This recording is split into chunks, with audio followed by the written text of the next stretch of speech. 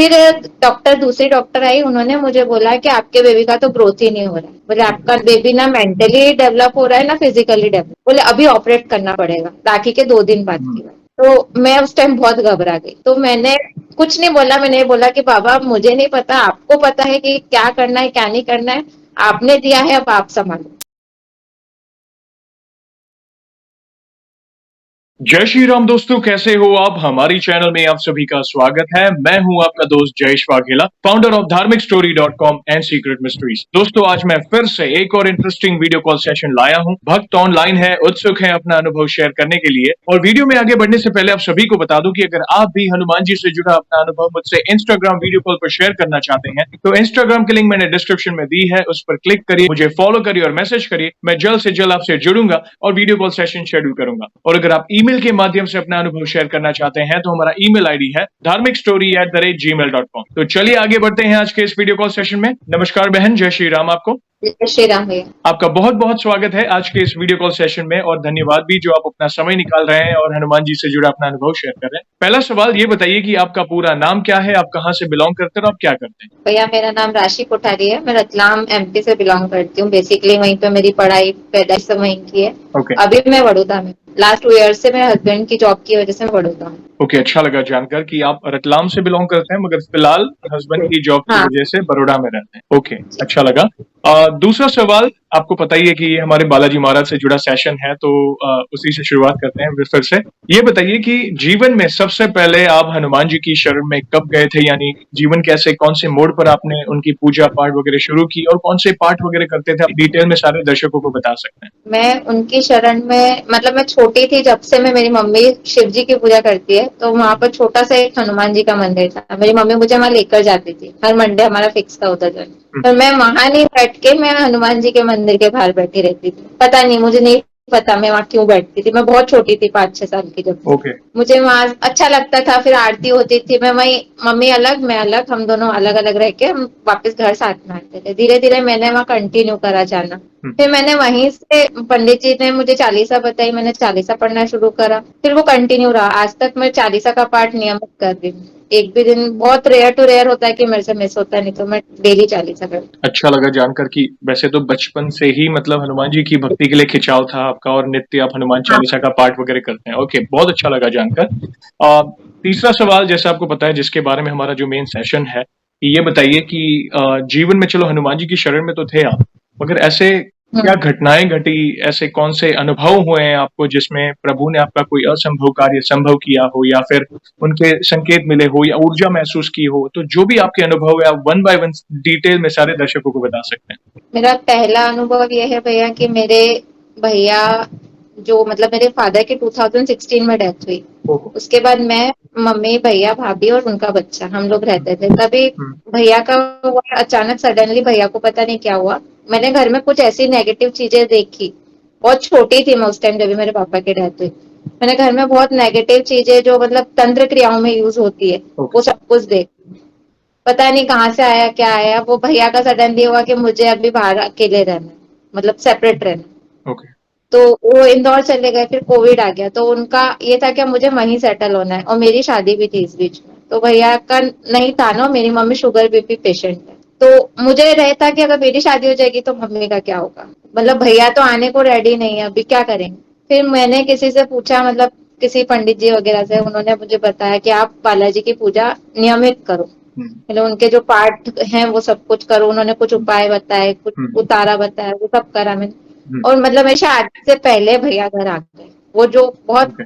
हमको 1% होप नहीं था कि वो कभी आएंगे वापस। प्रभु की कृपा होती है तो बड़े बड़े असंभव कार्य संभव होते हैं, और जहाँ पे और जिस पर बालाजी की कृपा होती है तो समझो कि दुनिया की कोई भी वो है। नेगेटिव ऊर्जा कुछ बिगाड़ नहीं पाती है। नहीं, अद्भुत, अच्छा लगा जानकर। और भी हम जानना चाहेंगे, और भी जो भी अनुभव है आप डिटेल में वन बाय वन सारे शेयर कर।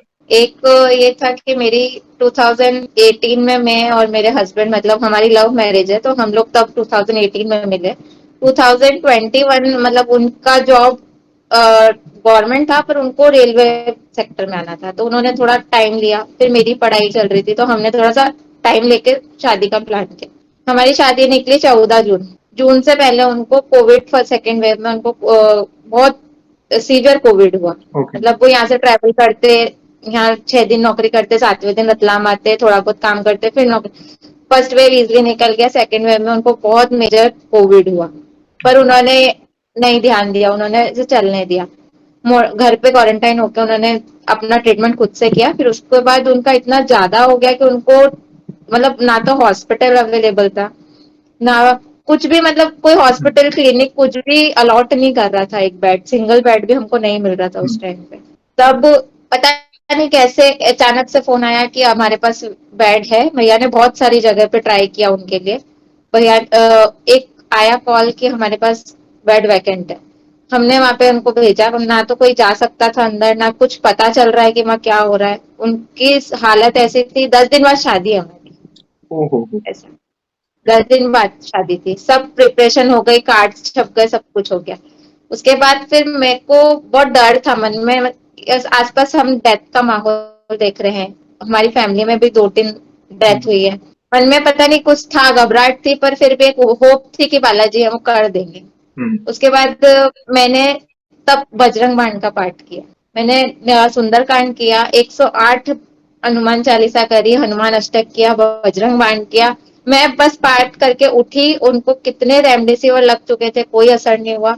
और जैसे ही मैं पाठ करके उठी तो डॉक्टर का भैया के पास फोन आया, बोले अभी स्टेबल है, अभी उनकी हालत में बहुत सुधार है, थोड़े टाइम में हम डिस्चार्ज दे देंगे। क्या बात।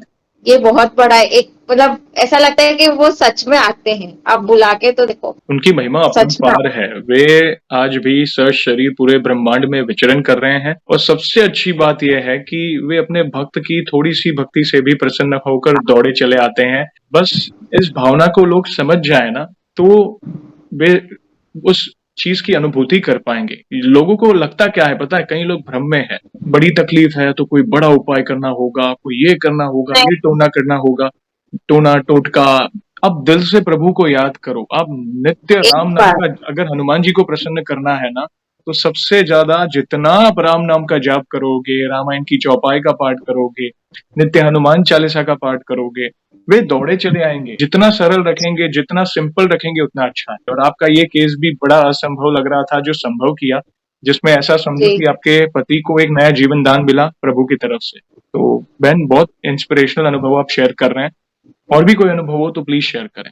फिर उसके बाद सेकंड अभी रिसेंटली ये हुआ कि मेरा बेबी अभी 11 मंथ का है। वो मतलब उसका ऐसा था, मैं अकेली रहती हूँ, मैं मेरी मम्मी के यहाँ गई, तब वहां पे सोनोग्राफी हुआ, अल्ट्रासाउंड, उसमें ये आया कि बेबी का लास्ट राखी की बात है, लास्ट राखी पे मुझे पेन हुआ, तो मैं डॉक्टर के पास चेकअप के लिए गई।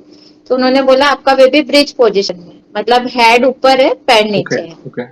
बोले अब इसकी पॉसिबिलिटी नहीं है, अब आपका सीजर ही करना पड़ेगा। तो मैंने ठीक है, जैसा होगा देखेंगे, एंड 9 मंथ में क्या होता है। फिर दूसरी डॉक्टर आई, उन्होंने मुझे बोला कि आपके बेबी का तो ग्रोथ ही नहीं हो रहा है। बोले आपका बेबी ना मेंटली डेवलप हो रहा है, ना फिजिकली डेवलप हो रहा है। तो मैंने बोला पहले के रिपोर्ट तो, बोले अभी करंट रिपोर्ट्स तो आपकी यही बताती है कि आपके बेबी का ग्रोथ नहीं है। तो बोले अभी ऑपरेट करना पड़ेगा, राखी के 2 दिन बाद की बात। तो मैं उस टाइम बहुत घबरा गई। मैंने बस ये बोला कि बाबा आपको पता है, आपने दिया है मुझे कंफर्म, प्रेगनेंसी भी मंगलवार को हुई, मेरी शादी भी मंगलवार को हुई, सब कुछ मेरा मंगलवार शनिवार को होता है, सारा काम जो भी मतलब मैं बोलती हूँ ना वो होता है। तो मैंने कुछ नहीं बोला, मैंने ये बोला कि बाबा मुझे नहीं पता, आपको पता है कि क्या करना है क्या नहीं करना है, आपने दिया है अब आप संभालो। तो ऐसा कुछ नहीं हुआ। फिर लास्ट में मेरा बेबी फुल टर्म 9 मंथ में हुआ, वो भी मंगलवार को हुआ। हो और हो। अभी वो, हाँ अभी भी वो पूजा करता है, क्या बात। वो खुद भी पूजा करता है मेरे साथ बैठ के। जब कहते हैं ना प्रभु को जब याद करते हैं ना डिफिकल्ट सिचुएशन से, तो प्रभु भला अमंगल क्यों होने देंगे। और मैंने मैंने देखा है, जब भी कोई हनुमान जी का भक्त एकदम डेडिकेटेड हो जाता है, उनकी शरण में है, उन अपने जीवन की डोर उनके हाथों में दे दी है ना, तो जो भी अच्छे कार्य होते हैं ना, जो भी शुभ होता है उनके जीवन में, वो ज्यादातर मंगलवार को ही होता है। ये मैंने भी अनुभव किया है, और आपने भी एक एग्जाम्पल दिया अपने अनुभव से रिलेटेड। शादी मंगलवार को, प्रेगनेंसी प्लस डिलीवरी, तो ये काफी, सब मंगलवार। हाँ, तो बहुत बहुत अद्भुत अद्भुत। और भी सुनना मुझे चाहेंगे प्लीज। 24 घंटे से लेबर था, तभी मेरे को मतलब अब होगा वेट करते करते वो मंगलवार को ही हुआ। मतलब कभी भी हो सकता था होने को, एक एक दिन पहले भी हो जाता, रात के टाइम भी हो जाता, पर मंगलवार को ही हुआ। अद्भुत। और उसके बाद भी वो हो गया, मैंने पापा को कुछ नहीं बोला, मैंने बोला बस आपको पता है क्या करना है, आपने दिया है, आपको ही संभालना है, अब मेरे हाथ में कुछ भी नहीं है, सिचुएशन आपको ही करना है, जो भी करना है। हो गया ये, मैं एडमिट थी उस टाइम पे, 10 दिन में एडमिट रही। तो मुझे वहां पे सपना आता है कि बाबा है मंदिर में, मतलब हनुमान जी का मंदिर है, और मुझे उन्होंने बोला है कि आपको 1.25 किलो लड्डू चढ़ाना है बेसन के। ओके। अब तो तेरा काम कर दिया ना, हाँ। अब तू प्रसाद क्या। तो मैं गई, जैसे ही मेरा डिस्चार्ज हुआ, अभी थोड़े टाइम पहले मैंने वहां पे लड्डू चढ़ाया। क्या बात है, वो एक भाव है प्रभु के अपने भक्त के लिए। प्रभु तो वैसे हाँ भाव के भूखे, मगर एक होता है ना, एक मीठी जिद होती है, मीठी भक्ति होती है। एक हाँ भक्त हाँ, और प्रभु के बीच एक कहते हैं ना, वो एक अलग ही संबंध होता है। अगर हम प्रभु को कहते हैं कि प्रभु ये मेरा काम होना ही चाहिए, आपके सिवा कोई नहीं कर सकता, तो बहुत प्रभु। लड़ती हूँ मैं, यस। बहुत लड़ती हूँ उनसे, मतलब इतना तो कोई भक्त नहीं लड़ता होगा जितना मैं लड़ती हूँ, अरे। क्योंकि मैंने अकेले लाइफ में बहुत कुछ करा है भैया। एक्चुअली पापा के जाने के बाद मैं घर में सबसे छोटी थी, भैया है, भाभी है, सब कुछ है, पर फिर भी कहीं कहीं ना कहीं एक पापा से अटैचमेंट होता है लड़की का। राइट। राइट। तो वो पापा के जाने के बाद मैं, भैया भी चले गए, मैं और मम्मी, और मैं बहुत छोटी एज में मैंने पापा को कहा, मैंने पूरा मेरा शादी का काम खुद से किया, किसी से भी कोई हेल्प नहीं ली, मतलब पूरा मैनेजमेंट, हलवाई, डेकोरेशन, मंडप मंडप, पंडित, सब कुछ मैंने खुद किया, क्या बात। इवन खुद की शॉपिंग, सब कुछ। उसके बाद भी डिलीवरी हो गई, उसके बाद भी मेरा बच्चा भी 1 साल का हो जाएगा, मैंने अकेले ही उसको संभाला, मतलब मैं, मेरी हिम्मत ही बाबा है। आज आप कई महिला भक्तों के लिए एग्जाम्पल सेट कर रहे हैं कि जीवन में कितने भी उतार चढ़ाव आए, और खास करके जब हम अपनों को खो देते हैं ना, तो वो एक पीरियड बहुत ज्यादा हार्ड होता है। मगर ये नियति है, नियति को कोई टाल नहीं सकता। मगर प्रभु तो आखिरी सांस तक हमारे साथ रह सकते हैं ना, और बाद में वे ही हमें लेने आते हैं। तो बिल्कुल। कहते हैं ना, जो भरोसा दिख रहा है, वो एक कॉन्फिडेंस लेवल आपकी भक्ति में दिख रहा है, आपकी वाणी में दिख रहा है, कि जो आपको अंदर से एक ताकत मिली ना उस सिचुएशन से डील करने के लिए, वो प्रभु ने दी। वो एक अलग से अंदर एक ऐसी ऊर्जा भर देते हैं ना, कि कब सारे काम हो जाते हैं, वे ही सारी हाँ व्यवस्था करते जाते हैं, हमें पता भी नहीं चलता। फिर हमको रियलाइज होता है, अरे इतना बड़ा काम मुझसे हो गया, कैसे हुआ। जब उनका हाथ होता है ना सर पर, तब होता है। तो ये, और आज स्पेशली जब महिला भक्त आते हैं, तो ये एक सेशन अलग ही लेवल पर पहुंचता है, क्योंकि आपको पता है कि हमारा समाज, आपको पता है कि कई ऐसी सोसाइटीज है जहाँ पे महिलाओं को वो टाइप का रिस्पेक्ट नहीं मिलता, या कहीं ऐसी सोसाइटीज में स्पेशली जहाँ पे हनुमान जी की भक्ति के लिए प्रोहिबिटेड कर देते हैं कि नहीं आप ये नहीं कर सकते, वो नहीं कर सकते। धन्यवाद है आप जैसी महिला भक्तों को, जो आप आगे आ रही है और अभी खुल के शेयर कर रहे हैं कि नहीं ऐसा नहीं है, हर कोई हनुमान जी की भक्ति कर सकता है। हम सारे उनके ही तो अंश है, प्रभु के, ईश्वर के अंश है। तो स्त्री पुरुष तो हम शरीर से हैं। तो आप सच्चे दिल से, सच्चे भाव से भजें, उन्हें भाई माने, उन्हें पिता समान मानिए, उन्हें गुरु मानिए। सच्चे भाव से अगर उनको मानते हैं ना, तो वे हर कदम पर आपकी सहायता करने आते ही है। प्लीज और भी कोई अनुभव तो शेयर करें बहन। मैं जब प्रेग्नेंट थी तभी बोलते आप शिव पुराण पढ़िए, अच्छी चीजें करिए, गर्भ संस्कार करिए, पर मैं सिर्फ हनुमान चालीसा करती थी, मैं कुछ और चीज उठाने की मेरी इच्छा नहीं होती थी, मैं सिर्फ हनुमान चालीसा, हनुमान अष्टक करती थी। मुझे सब मना करते थे कि नहीं, लड़कियों को नहीं करना चाहिए, ऐसी स्थिति में तो और नहीं करना चाहिए, मतलब वो है, मतलब मुझे अब दूसरा कुछ नहीं करना, मतलब ये एक ही है हर चीज का इलाज। मेरा बेटा, अभी मैं पूजा करती हूँ सुबह शाम, अगर वो जग रहा है तो वो मेरे पास जरूर आता है घुटने चल के, कुछ नहीं, चीजों को हाथ नहीं लगाएगा, सिर्फ घंटी लेगा, हनुमान चालीसा एक छोटी सी रेड कलर की वो अपने पास रखेगा, उसको पढ़ना नहीं आता है, बस पेज टर्न करता रहेगा, वापिस ना तो वो फाड़ेगा ना कुछ करेगा, वापिस उसको वहीं पे रख देगा। वैसे देखा जाए तो वे उनका दिया हुआ ही प्रसाद है। हाँ, वो बहुत, हनुमान, वो उसने राइम्स नहीं सुनी, पोयम्स नहीं सुनी, वो सिर्फ जब से हुआ है, जब से हनुमान चालीसा सुनता है।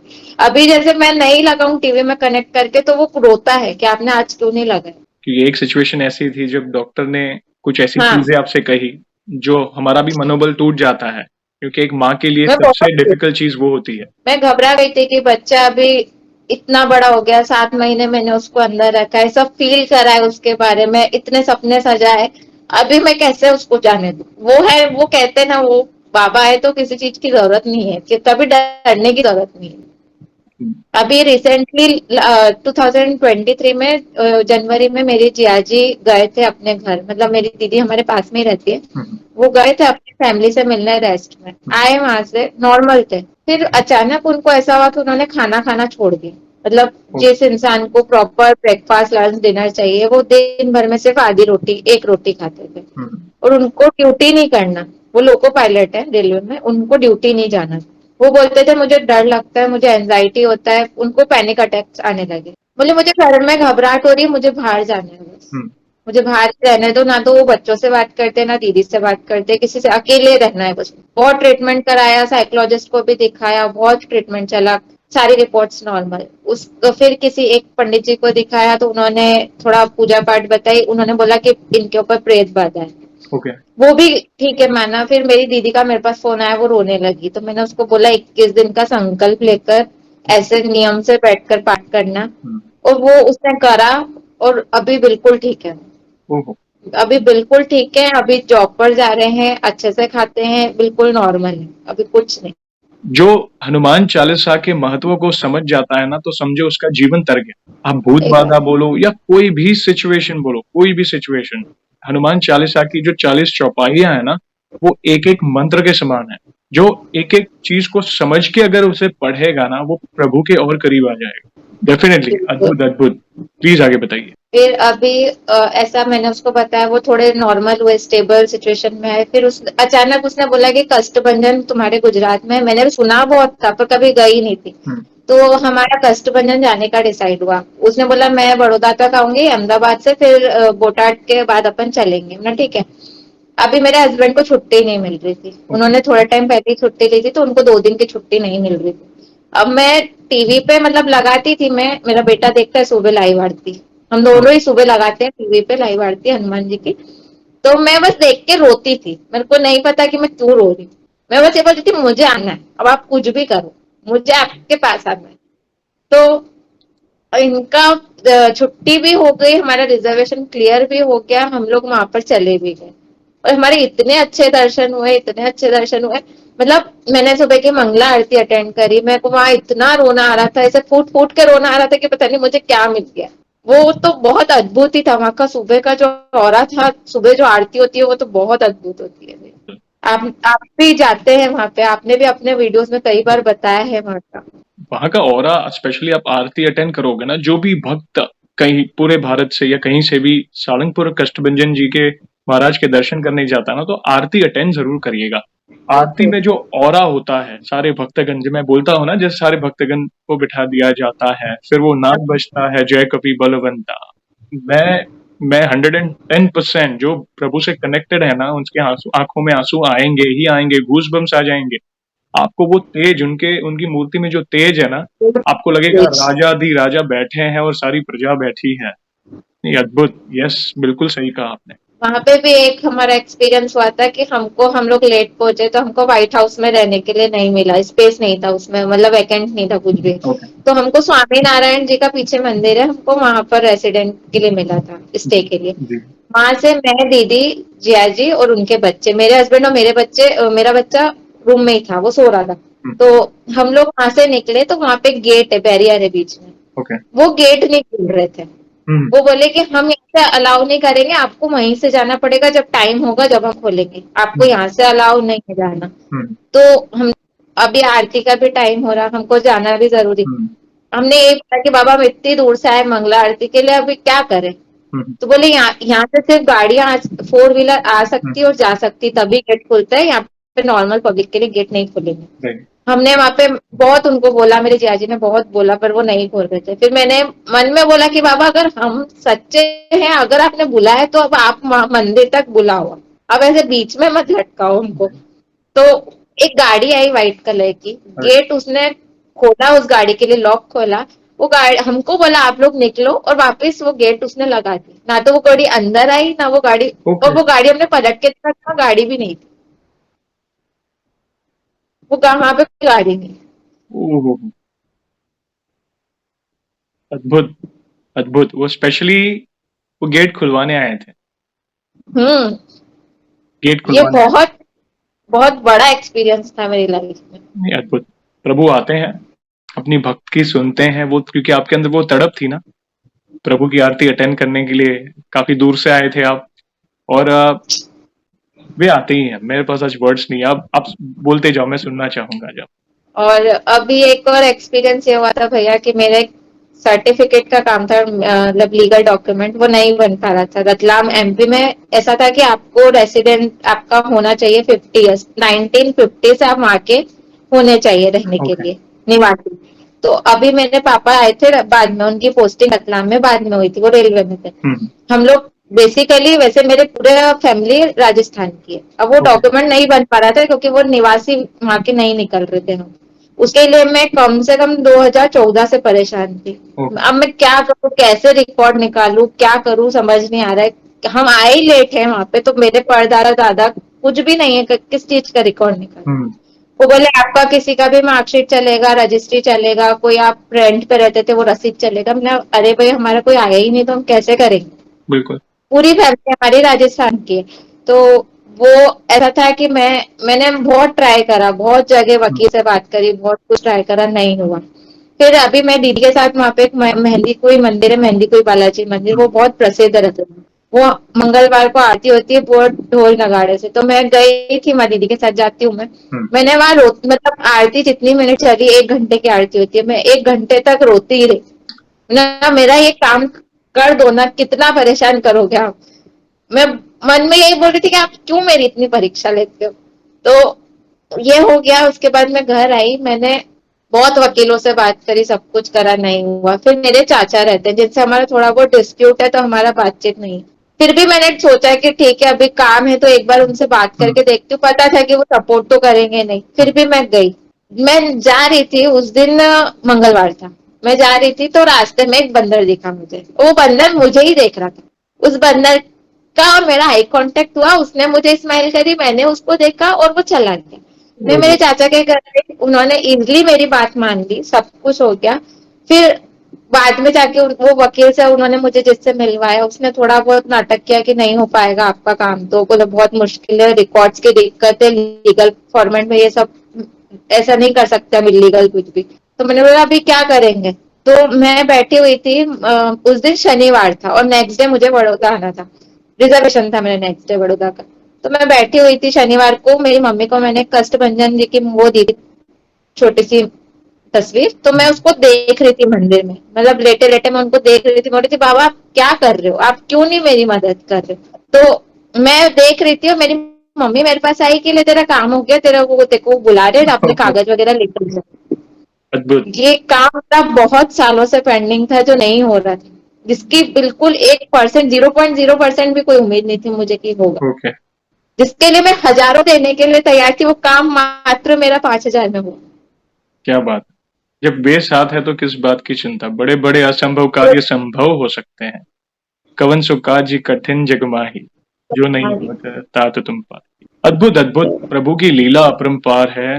होता है कई बार हमारे धीरज की परीक्षा होती है, कई बार जो अभी हम संकट झेल रहे हैं वो कहीं ना कहीं हमारे प्रारब्ध से जुड़ा हो सकता है। जो अभी होती है तकलीफें होती, मगर प्रभु ही हमें उससे बाहर भी निकालते हैं। बस वो विश्वास होना चाहिए। हर टाइम जब सिचुएशन घोर संकट वाली हो, तब भी सारे भक्तों से रिक्वेस्ट है, अपने विश्वास को डगमगाने मत दो। क्योंकि होता है वहां पे हमारे विश्वास की परीक्षा होती है। अच्छे समय में तो हम अच्छा राम राम करते हैं, चालीसा का पाठ करते हैं, सब कुछ सही से हैप्पी हैप्पी होता है। मगर जब संकट समय आता है, तब कई लोग अपनी हिम्मत हार जाते हैं, अपने धीरज गिव अप कर देते हैं, अपने पेशेंस लेवल ही मतलब पूरा खत्म हो जाता है उनका। तो ऐसा ना करें, धीरज रखें। उन्होंने आपने जो सोचा होगा वो सब ज्यादा ना सोचो, उन्होंने जो व्यवस्था की होगी ना आपके लिए, वो आपकी कल्पना से भी अच्छा देंगे। तो अगर विश्वास है ना प्रभु पे, तो सब कुछ उन पर ही छोड़ दो, ज्यादा दिमाग ना दौड़ाओ, सब कुछ हाल पे छोड़ दो। क्योंकि हमारी मनुष्य की बुद्धि का एक दायरा होता है, हम इतना ही सोच सकते हैं, उसी में हम कूदते रहते हैं कि भाई ये क्यों नहीं हो रहा है, ये अच्छा हो रहा है, अरे ये मेरे साथ ही क्यों होता है, ये भगवान तो मेरे साथ ही सब बुरा करते हैं। भाई हमारी बुद्धि सीमित है, वो ब्रह्मांड के नायक है, उन्हें सब पता है। आप बस अच्छे कर्म करो, अपनी भक्ति पर विश्वास रखो, प्रभु पर विश्वास रखो, देखना सब कुछ सही होता जाएगा। अद्भुत मैम, आपके अनुभव काफी इंस्पिरेशनल है। कहीं ना कहीं आज स्पेशली महिला भक्त आपके अनुभव को सुनकर अपने अनुभव से कनेक्ट होकर प्रभु की शरण में जाएगी। आप बहुत बड़ा कार्य कर रहे हैं आज। पता नहीं, मुझे भी गूज़बम्प्स आ रहे थे, एक इमोशंस बाहर निकल रहे थे मेरे अंदर भी। आज प्रभु जरूर सुन रहे होंगे आपकी श्रीमुख से आपकी वाणी को। एक सवाल और पूछना चाहूंगा, जैसे आज हम आपके अनुभव सुन रहे हैं, वैसे आपको भी इंस्पिरेशन मिली होगी बाकी भक्तों के अनुभव देखकर। तो हमारी जो वीडियोस आप देखते हो प्रभु से जुड़ी, उससे आपको क्या इंस्पिरेशन मिली, क्या इम्पैक्ट पड़ा है आपके माइंड में? प्लीज शेयर करें। मुझे सुन के ऐसा लगता है कि अब पहले ऐसा होता था कि लड़कियों को, महिलाओं को हनुमान जी के लिए मना करा जाता था, पर ये गलत है।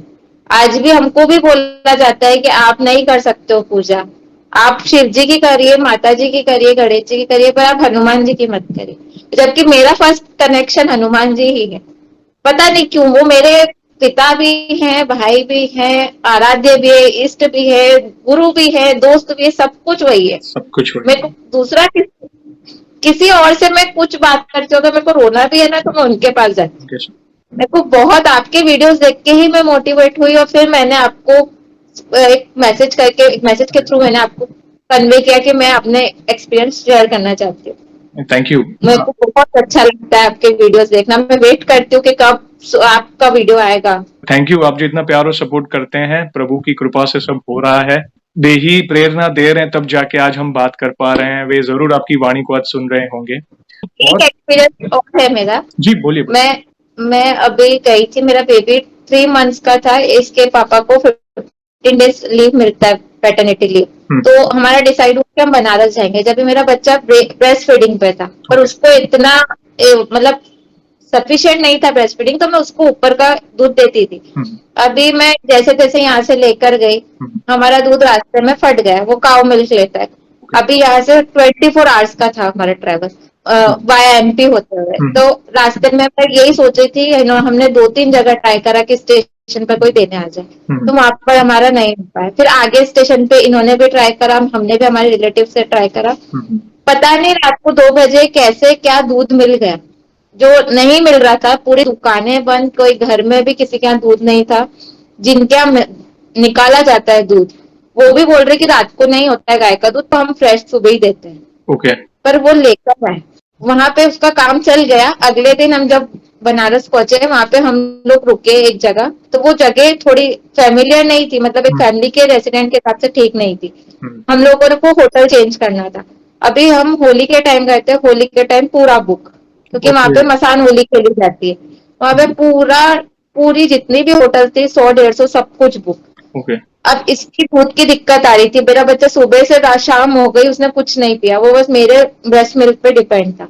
मैंने वहां पर इतना ढूंढा, कोई पाउच जो यहाँ पे जैसे अमूल के पाउच मिलते हैं, वहां पे नहीं अवेलेबल था। ओके। बोले होली का टाइम है और अभी इस टाइम तो आपको कुछ भी नहीं मिलेगा।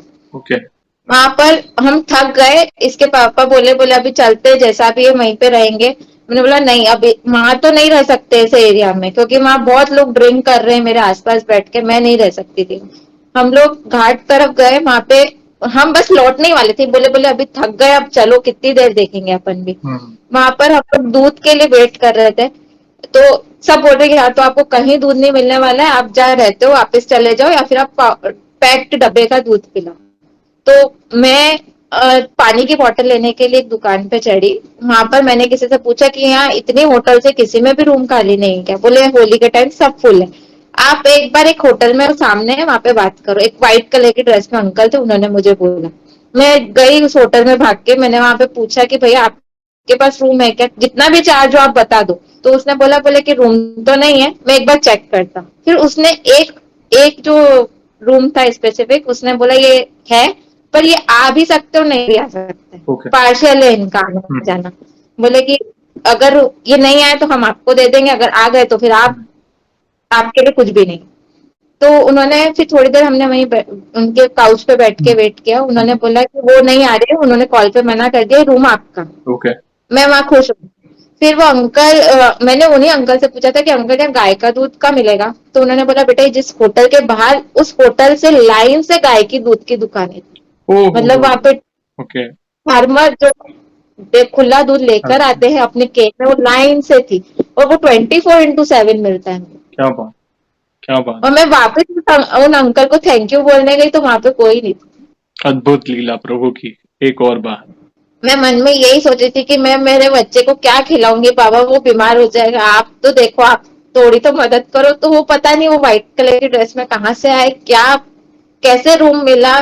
कम से कम मैं 20 से 25 होटल्स में जाके ट्राई करा, कोई भी रूम वैकेंट नहीं था। बस आपने गुहार लगाई, मदद की, उन्होंने एक माँ की गुहार सुनी।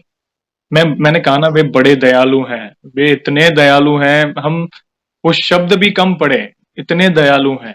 वैसे वे हमारे भोलेनाथ के ही तो अवतार हैं, तो होने ही इतने दयालु, तो वे सुनते ही हैं। आप किसी भी परिस्थिति में मदद की गुहार लगाओ, वे कोई ना कोई व्यवस्था ऐसी क्रिएट कर देंगे जिससे आपको उस प्रॉब्लम से बाहर निकाल लेंगे या सोल्यूशन दे देंगे आपको।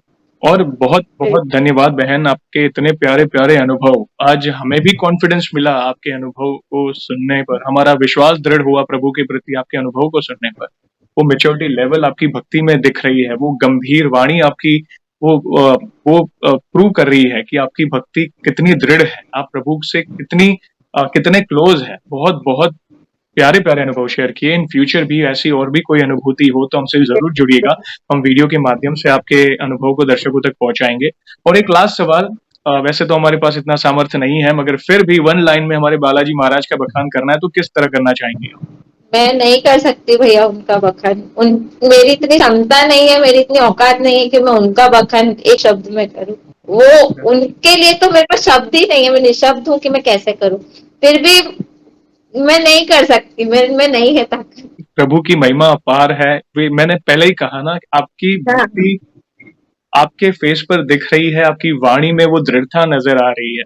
प्रभु, बस यही प्रार्थना है, आपकी भक्ति ऐसे ही बढ़ती रहे, प्रभु की छत्र छाया में आप रहें। इवन आपके बच्चे को भी वही संस्कार मिले, आपके माता, आपने जो एक एक मेरे जिनको बताया था जो पंडित जी, फिर उन्होंने ही मुझे दूसरे पंडित जी का नंबर दिया। मैंने उनको कॉल किया तो उनका पहला आंसर ये था, अपने भाई को लेकर परेशान है क्या? तो मैंने बोला हाँ। वो यहाँ के भी नहीं थे, उन्होंने सिर्फ फोन पे बात करी फर्स्ट टाइम। तो मैंने उनको बोला कि हाँ, मैं मेरे भैया को लेकर आपसे बात करनी थी। तो वो बोलते हनुमान जी की भक्ति करती है क्या? तो मैंने बोला हाँ। तो बोले उनका हाथ तेरे सर पे है तो तू किसी से भी मत डरना और कभी भी मत रुकना। बिल्कुल बोले वो तो तेरे साथ हर पल है। बिल्कुल सत्य बात कही उन्होंने। आप क्योंकि कलयुग के राजा है वे हर कदम पर आपकी रक्षा करेंगे, सहायता करेंगे, और आपके अनुभव काफी इंस्पिरेशनल है। आज कई महिला भक्तों की आई ओपनिंग होने वाली है। जो वो होता है ना कि भाई करूं या नहीं करूं, लोग ऐसा बोलेंगे, लोग ऐसा बोलेंगे, तो कई लोगों के सवालों के जवाब मिल जाएंगे आपके ये अलग अलग सिचुएशनल आपने जो अनुभव बताए, जैसे आपके भाई के लिए, आपकी डिलीवरी के टाइम, प्लस जैसे अलग अलग सिचुएशन बनी आपके लाइफ में, तो कहीं ना कहीं वो कई महिला भक्तों को इंस्पिरेशन देगा। धन्यवाद उसके लिए वंस अगेन। और वीडियो को एंड करने के पहले आपको तो पता ही है कि हम ऐसे ही एंड नहीं करेंगे, प्रभु श्री राम और हनुमान जी के नाम का जयकारा लगाएंगे, फिर हम सेशन को एंड करेंगे। तो आप जुड़िए, जो भी भक्त जहां कहीं से इस सेशन को देख रहा है, भारत में है, भारत के बाहर है, चल फिर रहा है, ऑफिस में, किचन में है, प्लीज जयकारे में जुड़िए, फिर इस सेशन को एंड करेंगे। तो बोलिए सियावर रामचंद्र की जय जय, पवन सुत हनुमान की जय। जय आपका बहुत बहुत धन्यवाद बहन, वंस अगेन अपने प्यारे प्यारे अनुभव शेयर करने के लिए। जय श्री राम, जय हनुमान। जय जय।